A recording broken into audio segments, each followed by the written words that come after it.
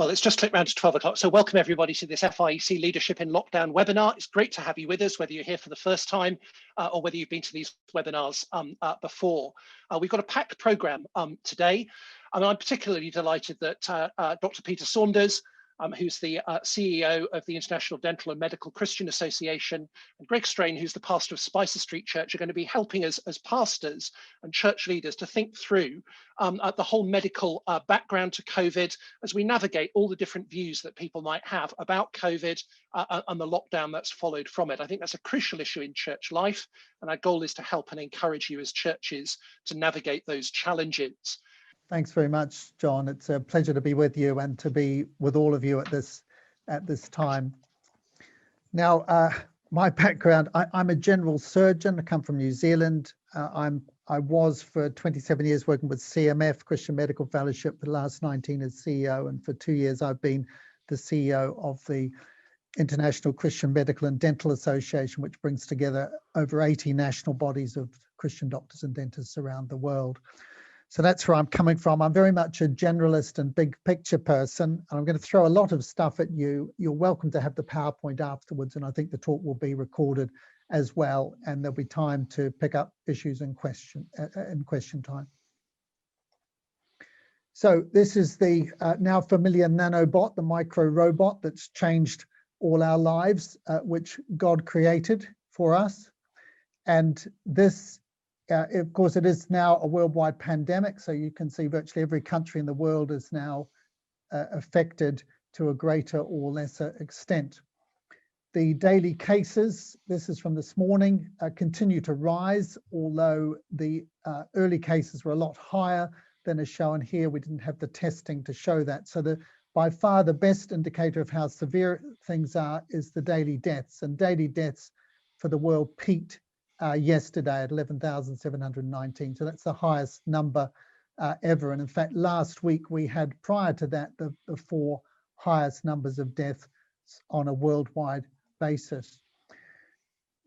Different countries have handled it differently, and I think it's been a great tester of public policy. Some countries have done incredibly well, like New Zealand, with no deaths since September and only 25 in total, 5 deaths per million people. The US, we're on our 3rd spike of daily deaths now. India was a long rise up, but is now going down, but they're worried about a 2nd spike, and it's still very bad in some parts of the country.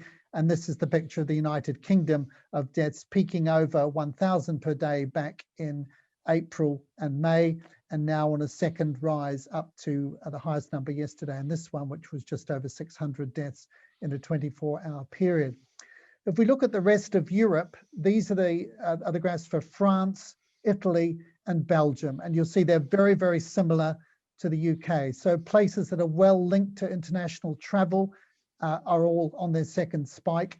In other countries in Europe, so Poland here and Czech Republic, you can see they're virtually untouched in the 1st wave, but they're now seeing a 2nd wave of deaths, which is much, much greater. And there've been others like Romania who've never really been free and are now at the worst stage they've been in terms of deaths. If we look at the figures worldwide, this is the 20 worst countries in terms of total deaths, and the big 4 making up almost half of all the deaths are USA, Brazil, India, and Mexico.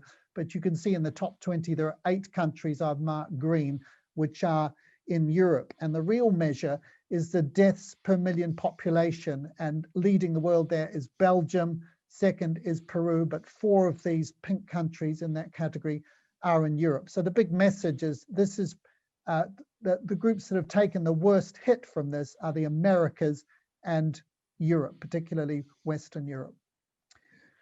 One of the best measures of how many people have had it is the seroprevalence, whether they've got antibodies in their blood, and the Lancet magazine has, or journal has a sero tracker. You can go and look, and I can show you the figures for the United Kingdom here. There have been 89 different estimates, and the range is from 0.5% to 15.5%. So I think at worst, 15% have got antibodies, although we'll come back to that. I think the probable figure is about 8 to 10 on a national average.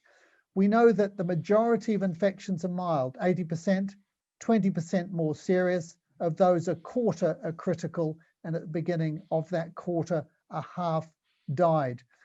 Those most susceptible are those in the 60 age group plus.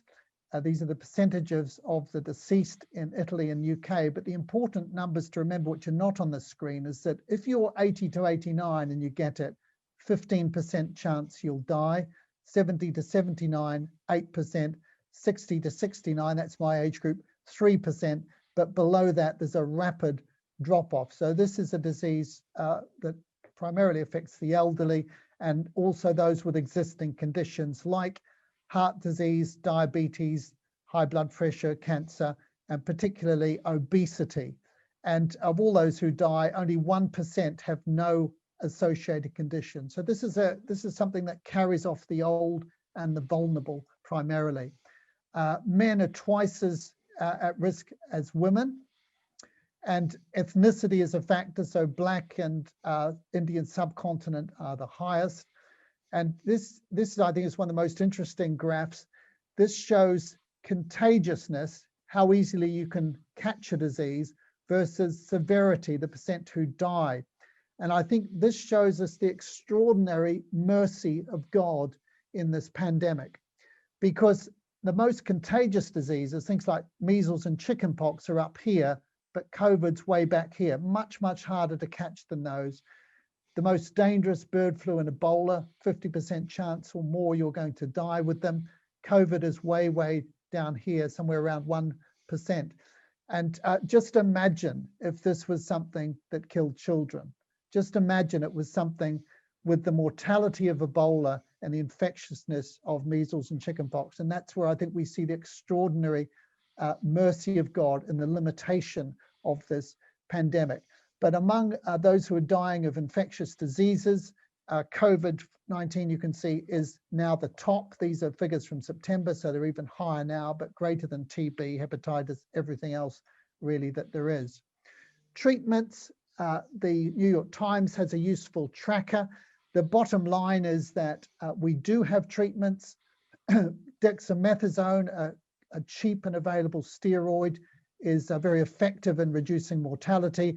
We know that if we nurse people who are severely ill in a prone position, face down, they do better. Oxygen support doesn't have to be ventilators. In fact, they often do better without ventilators. But what these treatment advances mean is that the fatality rate's fallen by a third since April. So when you look at 600 a day dying in Britain, you can say, well, that would have been 900 in April. And that's because of blood thinners, dexamethasone, oxygen, and prone positioning primarily that's made that possible. So there have been real advances. When it comes to vaccines, of course, everything has changed in the last couple of weeks, but there are well over 100 vaccine trials going on, although only 12 have reached phase 3, which is large-scale effectiveness trials. The first two were the Moderna, well, first of all, the Pfizer and BioNTech vaccine, then the Moderna vaccine. There's also Sputnik 5, which is a Russian one, all over 95% or all over 90% effectiveness in cutting it down. And they all work in different ways. But the important thing is that Moderna and Pfizer are both messenger RNA vaccines, which is a real new kid on the block at the moment and can be developed very quickly indeed. Of course, the big news here is that the AstraZeneca Oxford vaccines now available. And we know that also has a 90% success rate if it is given as a small dose first and then a large dose later. So these are incredibly good success rates. We've just seen press releases so far. We haven't seen the peer-reviewed studies. And so there are still a lot of questions, but this is incredibly good news going forward. The good thing about the AstraZeneca vaccine is that it's very, very cheap, only £3 a dose relative to the other two at 15 and 25 pounds respectively. And it can be stored at room temperature, which means it could be a real godsend for the developing world. But there's still a lot to go through. There's no room for complacency. And there are big unanswered questions still around vaccines, which should be answered once the vaccination starts and once the peer-reviewed studies are published. So overall, how serious is it? Well, we've been very effective in slowing the spread, but there've already been 1.4 million deaths in just 9 months. Current rates, it's going to be 2 million by February next year. This national seroprevalence even in heavily infected countries is only less than 15%. So we may well be at the beginning of this still. There's debate about the infection fatality proportion, what the percentage who die in the whole general population are, but I think probably it's around 1%. We could come back to that. We've got 4 vaccines now at phase 3 and treatments giving 30% fall in mortality. How bad is it in world history? Well, these are the worst plagues in world history in terms of mortality. I've highlighted the 7 worst. You can see the number of deaths they cause. So the worst of all, Black Death, HIV, Spanish flu, and so on. So we're nowhere near the level of these 7, but by February it will be moving into 8th place. So it's pretty serious. Of course, there are huge collateral damage as well as a result of this. So our reaction to it and our attempt to control it has had effects, not least on health. This was the Lancet's view that the pandemic's dismantling the foundations for protecting and advancing health because of the diversion it's created and the resources that have moved into other areas. Just some of the headlines: hunger and famine, extreme poverty, mental health problems, family breakdown, domestic abuse, stigma, and then the effect on chronic diseases. And you see in this graph here, this pink line is the first wave of mortality and sickness, deaths and sickness from COVID-19. But following that is the green one, the impact of resource restriction on urgent non-COVID conditions like cancer, for example. And then the third wave is interrupted care on chronic conditions like diabetes and high blood pressure. And then the fourth wave is mental illness. So huge collateral effect. I'm just going to go through these slides very quickly. Extreme poverty, you can see the numbers there. It's thought that the number of children dying could be greater from not being immunized from the disease itself, as one prediction that's been made, and decades of progress might be unraveled by the effects of lockdown. The effect on these chronic diseases, HIV, TB, and malaria, expecting to see deaths from these increase by 10, 20, and 36% respectively over 5 years.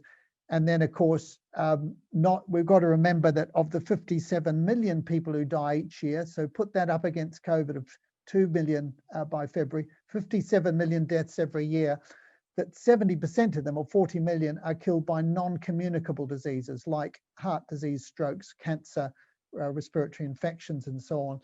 And this is the degree of disruption that there is for these various things. So the collateral effects on health are quite extraordinary.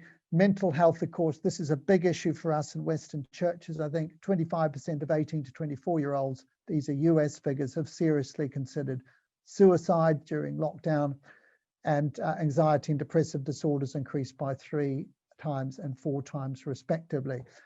So what I'm saying to you is that we are between Scylla and Charybdis. Achilles sailing his boat through between the 2 monsters, the 6-headed monster of Charybdis, which is COVID-19, a serious disease which will take people off the deck. But if he goes too far the other way, then there's the equal and opposite terror of Charybdis. Scylla, the 6-headed monster, Charybdis, the whirlpool, which is the collateral effects, even the effects on health alone, not to mention other things. So let me just highlight some of the controversies. We're not going to be able to deal with these, but let me just log them for you. You can see the list on that slide, but I'll go through these. So first of all, do we protect the vulnerable or the economy? So these are the drops in the stock markets, the increase in developed countries of unemployment, the majority of countries now on the brink of recession. We now know that our debt nationally is greater than GDP. And then global debt, of course, is at unprecedented levels in developed economies, almost to the level as it was in World War II in terms of percentage of GDP. So let's not understate that. Big controversy, do you lock down or do you release? The view of the UK leaders in public health is after the initial surge back in April, May, is a kind of nuanced approach, which doesn't sound much unlike the tier system, depending on the situation of the virus in a particular area. So this is why I think it's a great thing we've got kids back at school, for example. Should it be elimination or control? Well, that's a great debate, even in the medical profession. This was a head-to-head in the British Medical Journal between two people giving good arguments. And I'd say that doctors are divided on that. One of the big controversies, what's the infection fatality proportion? In other words, what percentage of those people who get the disease will die from it? It's a matter of great controversy. We don't really know the final answer. I'd recommend Rod Jackson's article here in the New Zealand Herald, Professor of Epidemiology, who I think explains it extremely well. But you hear people say, well, there was a US aircraft carrier, 4,000 people on board, only one died, therefore it's not serious. But of course, the average age was 27 on that, and they're all fit, young, healthy adults. So you need to look at the whole population across all age groups, and it's only really in countries like Spain where it's gone through the population to that extent that you can get accurate figures. So beware of forecasts that people make. The great argument about, is it focus protection and herd immunity? The Great Barrington Declaration has been very popular and had a lot of airplay on social media, saying that you should basically protect the vulnerable people, but let it run through the population otherwise. And then the opposite view is the John Snow memorandum, which is about let's control the spread and wait for vaccines and treatments. Questions about the real level of immunity in the population. Is seroprevalence the best test? Or is there immunity that we're not measuring in all of these different categories, T cells, BCGs, past infections with other coronaviruses or not? The safety and ethics of the vaccines, that some of these vaccines are derived using a process that involves cell cultures that were initially derived from two aborted fetuses back in the 1960s and 70s. That includes AstraZeneca. So, and there's the big question, of course, about equity. Is it going to be available everywhere? Because if we're not all protected, then there's a sense in which none of us are protected. We can't just protect the developed world and expect that we'll be on top of this. Now, here are some of the Christian memes. You will recognize these as pastors. You may give them varying degrees of credence, but these are certainly the things I'm hearing all the time from people in the churches who are trying to make sense of this whole thing and reading things around the internet. The Great Barrington Declaration, why don't we go that way? Sweden didn't lock down and has herd immunity. These are the arguments that you're hearing. COVID mortality is no worse than the few. People would have died anyway within months if COVID hadn't killed them. Many counted as COVID deaths really died from other causes. The pandemic's already over. Vaccines are untested, dangerous and unethical. And the infection fatality proportion's been overestimated. So these are some of the memes that are going around. We can pick them up in question time. I'd have to say that I've got quite serious misgivings about all of these Christian memes that we're seeing at the moment. So let me just give you my tentative conclusions at the end as a generalist who's trying to follow this debate. I think the main problem we have is that this is an incredibly complex, multifactorial problem in which you need experts from every discipline working together, especially when you're trying to balance things like the health damage versus the economic damage. We've been an abundance of exponential curves. I joke that one of the steepest is that of people with PhDs in epidemiology who've never been to university to study it, especially in our churches. Social distancing, hand hygiene and masks are incredibly effective in slowing down the spread. There's no doubt about that. I think that's the main reason why we haven't seen some of the wilder predictions that were given to us early on. Next, test, trace, and isolate is incredibly successful in those countries who've used it well. The best examples would be New Zealand, Hong Kong, Taiwan, Vietnam, and the developing world.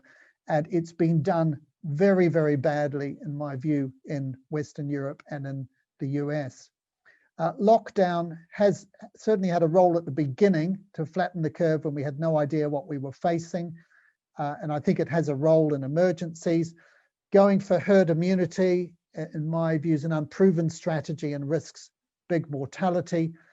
Treatments are improving and have already reduced mortality, and we've now got 3 vaccines available, but it's going to take some months until they are used on those who are most vulnerable.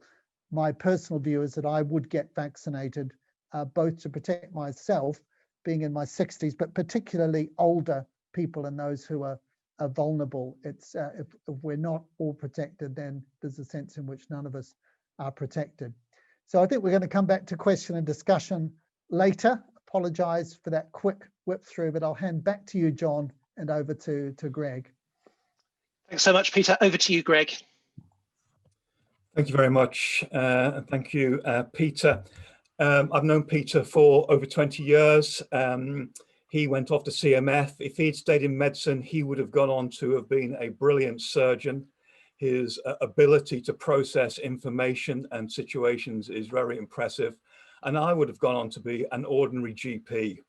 And that is my function in one sense now, an ordinary pastor, just to process some of that things. And I think just to put before you in a few moments, in just 3 or 4 minutes, 4 things which I think are reasonable for pastors in the light of all this. I like it in stuff in one sense simple. I mean, I'm going to state the obvious, but I actually think that stating the obvious is probably what we need at this point as we continue to navigate through all of this. It is very easy to lose perspective. All of what I'm saying is building on what Peter has said. So I'm just taking it from the surgeon and putting it into GP language. Firstly, I think it is reasonable to take this pandemic seriously. That may not sound kind of very controversial, but I think it is reasonable to take this pandemic seriously. Peter's slides are so helpful. It is not the bubonic plague, it is not smallpox, it is not Ebola, but nor is it seasonal flu. It is more infectious and is more deadly than flu. Hard to get the exact grasp on numbers. Medicine's not a precise science in that sense, but we are dealing with a serious pandemic, which is not as bad as it could have been, but is nonetheless serious. And I think the evidence all points in that way.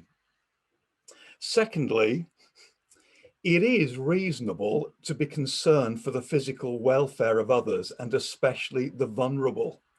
Again, that doesn't sound massively controversial, but I think it is worth stating again. Churches had the potential to be super spreader events. Spicer Street, where I have the privilege of serving, we have a small, well, probably inadequate building for the numbers that we have, lots of people packed between the 2 morning services, unchecked. We could have lost a number of folk, particularly as we've seen from the stats, the elderly, the chronically sick. We only lost 1 in the end who contracted that in hospital. And we would have been allowing people to go to a relatively unpleasant death, not the most unpleasant, but one of my sons works as a junior doctor and has been looking after COVID patients through both peaks, and it's not a pleasant way to die. And we would have certainly ended up within our community with a number of people with long COVID, again, not pleasant. So I think it is just fundamentally reasonable to be concerned for the welfare of others, the physical welfare of others, and especially the vulnerable. Third thing I want to say is I think it is reasonable to take Romans 13 seriously. Reasonable to take Romans 13 seriously. I know it is very easy to be skeptical about government. We have a Conservative Party in power. They gave us same-sex marriage less than a decade ago. North of the border, smacking has been banned, which feels like a real infringement of liberty. It censures a kind of liberalizing of the wrong things and banning but we think things that we think are perfectly reasonable. And now they're kind of this, governments are trying to lock us down. And it's easy to feel antagonism, but we've got to remember Romans 13, where we are called upon to respect and obey. And of course, 1 Timothy 2 commands us to pray for our governments. And we are called to respect them and to obey them. And Romans 13 tells us they are placed there for our good. And in common grace, they often act for our good and for the good of society.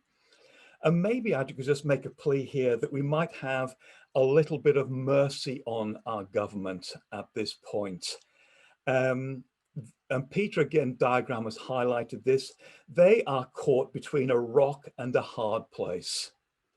They are perfectly aware of the economic damage and the mental health issues that are raised by lockdown, and they've got the virus on the other side. They are aware of it. They have a difficult task, and I think we need to have mercy on them in our hearts and model respect for them in their difficulty.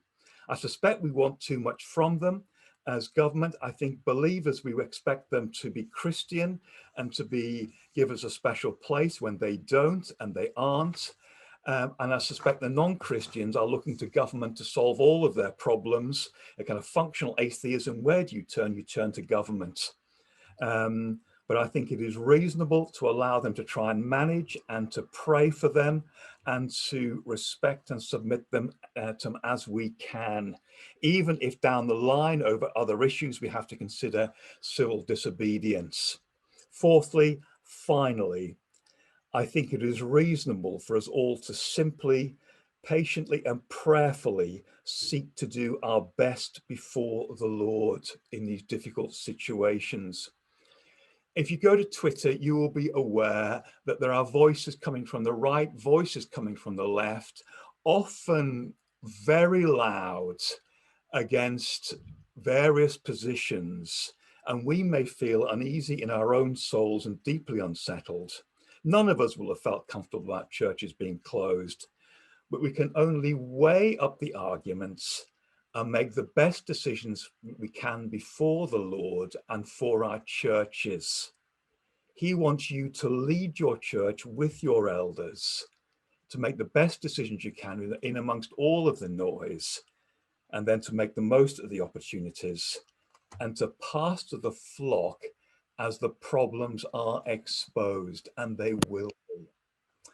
I've had my moments there. I ought to stop and hand it over for Q&A. Thank you. Great, thank you so much, Greg, and thank you so much, Peter. Thank you for being willing to speak about a subject that's been controversial in the Christian community. We really value your honesty and openness and willingness to take questions. Phil, we'll take questions on this issue to Peter and Greg until 1 o'clock, and then after that we'll come to questions just more generally. So I'm not sure where we're at, Phil, in relation to questions. Yeah, if you've got questions, direct them to Phil, and yeah, we'll do it in those two sections. Great, lots of questions coming in. Forgive me if I don't get to your question. Let me just caveat that straight away. I don't think we'll get through them all because there's so many of them. But there's a couple of common themes, so we'll come to those ones first if we may. And Peter, can I come to you first on this one? A couple of people asking the question, is lockdown, social distancing, mask wearing, is it worth it? i.e., is actually the cure worse than the disease? We've heard this question asked a lot. I think it's important to touch on that to begin with. So is the cure worse than the disease? How would you respond to that? I think it's an incredibly difficult question to answer. And I really think this is Scylla and Charybdis.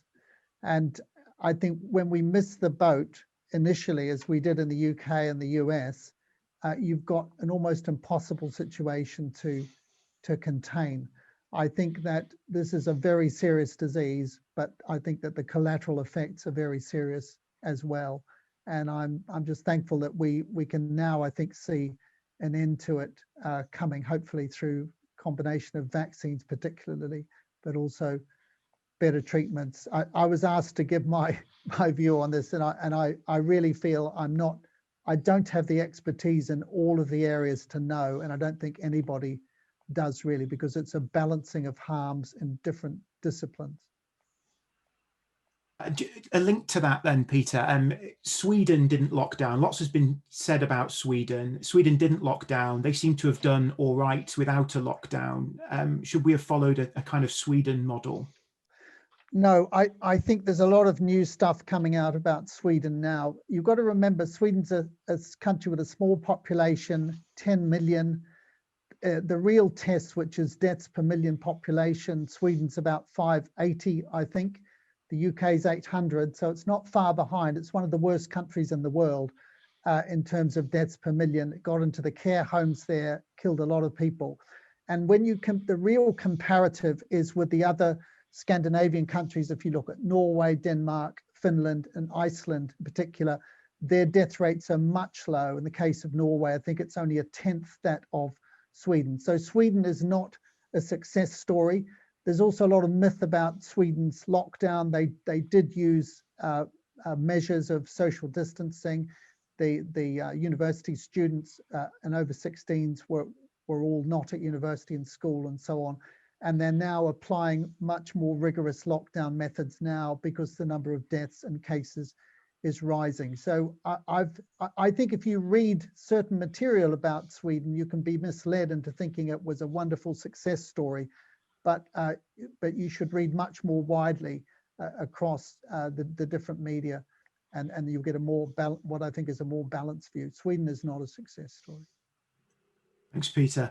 Sticking with the lockdown theme, seasonal flu kills people every year. Why do we not do this for seasonal flu, which will kill thousands every year? Well, initially when this came, we didn't know how serious it was. The infection fatality proportion for flu is about 2.2%, so it's a lot lower. It is serious, but we're talking about a disease here that, when you look at it across the population, is probably 5 to 10 times more dangerous than flu in terms of the number of people that it kills. And the combination of its easy spread plus this means that we get much more a wide pandemic than we ever would with flu. So it's, as Greg said, it's nowhere near Ebola or bird flu or MERS or any of these nasty things, but it's much more serious than flu. Thanks very much, Peter. Just thinking a bit about mask wearing. So you said mask wearing is clearly effective. There's been a bit of pushback on the chat about that. Is mask wearing effective? Should more research be done into whether masks are effective or not? Could you comment on that at all for us, Peter, please? Well, you've got to consider how this is spread, and we know it's spread by droplet infection, which is reduced by masks. I mean, if you're 15 minutes within 2 meters and so on, you've got a higher risk of getting droplets. But we also know that it's spread by aerosols. In New Zealand, there have been some interesting cases recently. Now, they follow every single case and every contact up in New Zealand and wrestle them to the ground. So that's why they've been so effective. But there was a case just last week that wasn't linked at all with any other known case. And they found out by going back that these two people had simply walked down the same street several hours apart, and one had caught it from the other in that way. So it's not just droplets, but droplet spread is definitely reduced by masks, but you need to change the mask regularly. I would certainly wear a mask. Thanks, Peter. Can I move on to talk about vaccines, which is the other part of your talk that was really helpful? First of all, what ethical concerns should we have as Christians that a lot of these vaccines are being developed from what was originally aborted fetal tissue? I think, just before I move on to that, I think the really big ethical question here is about equity and availability throughout the world, and the danger as Western countries buy up all the readily available vaccines and use them for their own people, whereas we know this is a global pandemic, and it's incredibly important that they're made widely available, because if we don't control it in developing countries, it's going to come back here anyway. I think the abortion link, there are, I think, 5 vaccines that were linked to the cell lines that were derived from 2 aborted fetuses back in the 1960s and 70s. That no vaccine contains fetal DNA or RNA or any fetal material, but they were simply grown on these cell lines, which are widely used in research for the testing of drugs and other vaccines. We have a number of vaccines, among them varicella, which is chickenpox, hepatitis A, rubella, and the MMR vaccine, one of the polio vaccines. These were all developed from at some stage by the same kind of cells. So we need to be aware that we're talking about 2 fetuses in the 1960s and 70s. There's no fresh abortion generating these, and they're using cell lines which were derived from those in order to grow them and develop them.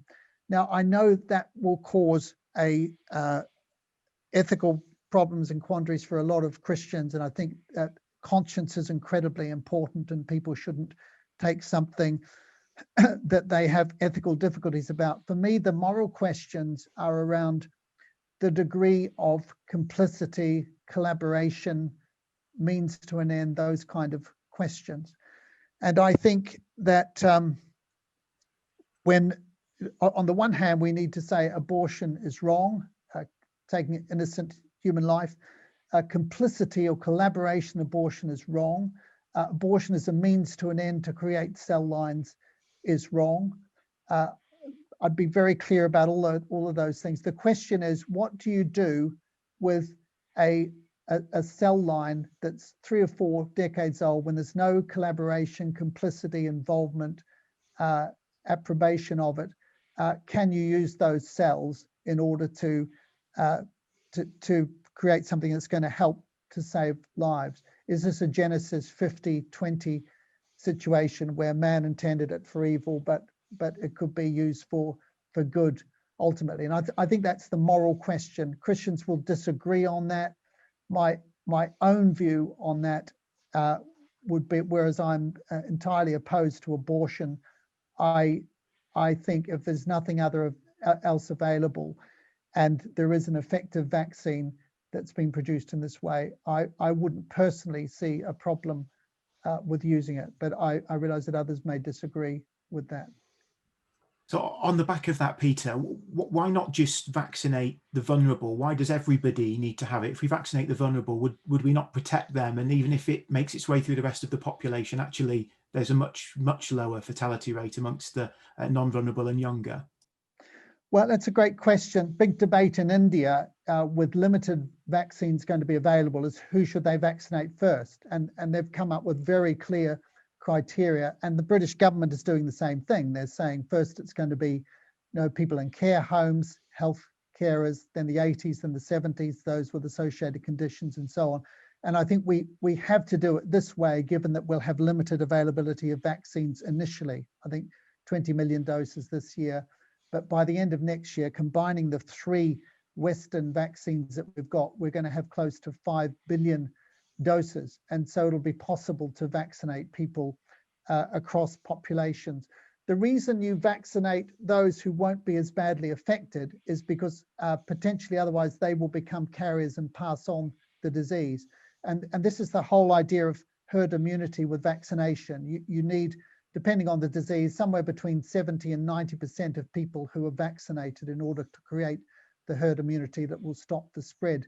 And when you drop below that level, you get breakout cases. We've seen this recently with measles and the big outbreak in the Pacific Islands in the last few years, where many hundreds of children died unnecessarily because people weren't vaccinated. So vaccination to be effective has to be pretty much across the community, but particularly the high risk people, they should be the first priority, definitely. I won't be lining up for vaccination for some time until those who really need it first have had it. Thanks, Peter. There's a 2-part question here, which, Peter, I wonder if you could comment first, then perhaps Greg, you could comment on the back of that pastorally. Peter, what do you think of the conspiracy theory that says RNA vaccines will alter people's DNA?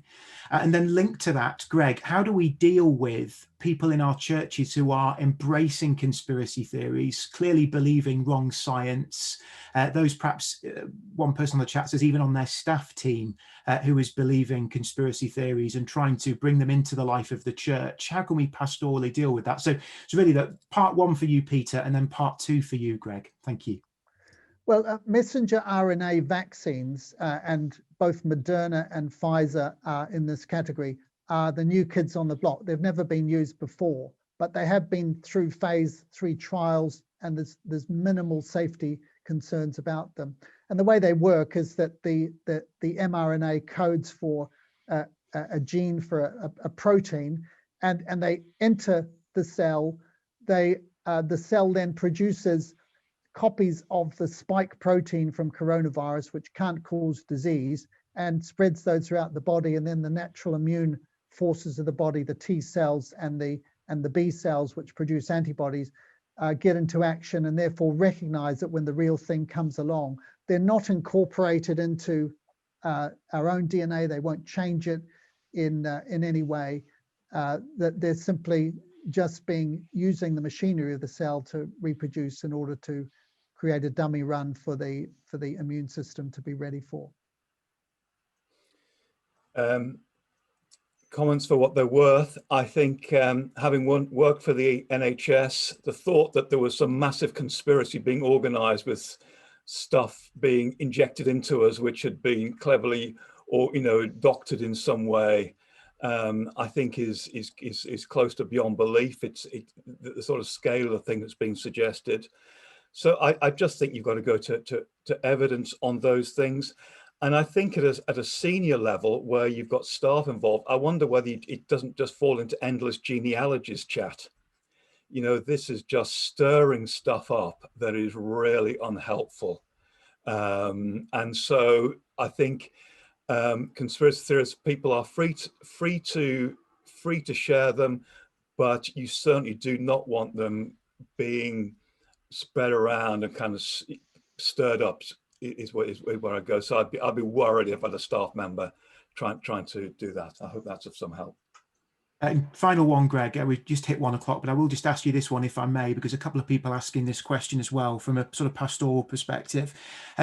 How do we disciple, help, even correct those in our congregations who are publicly flouting the law, decided that it's not for them, they don't believe in it? Perhaps they're flouting it through their business, perhaps they're flouting it through the way they're arriving at church, perhaps with a refusal to wear masks or engage with that, essentially deciding the government's lost the plot, we're not following them anymore, we're doing our own thing. How do we help folk in our churches with that particular level of compliance and law keeping? Yeah, thank you. My best shot at that is it depends on who they are. If you have an elder who's doing that, you've got something that is modeling something really, really poor amongst you. You need to have an open talk about that at a leadership level. If you've got a young believer, I think you need to have an open conversation about that. So I think it depends on who it is, the approach you're going to take, and then have the conversation. Is how I'd recommend that. Thanks, Greg. There's other questions, Greg and Peter, but I think we're past 1 o'clock now, so I think we should leave those out. I think we've covered the main ones there, the main sort of groups of topics that people were asking. Thank you, John. Thank you very much indeed, everybody. Hope to see you next week.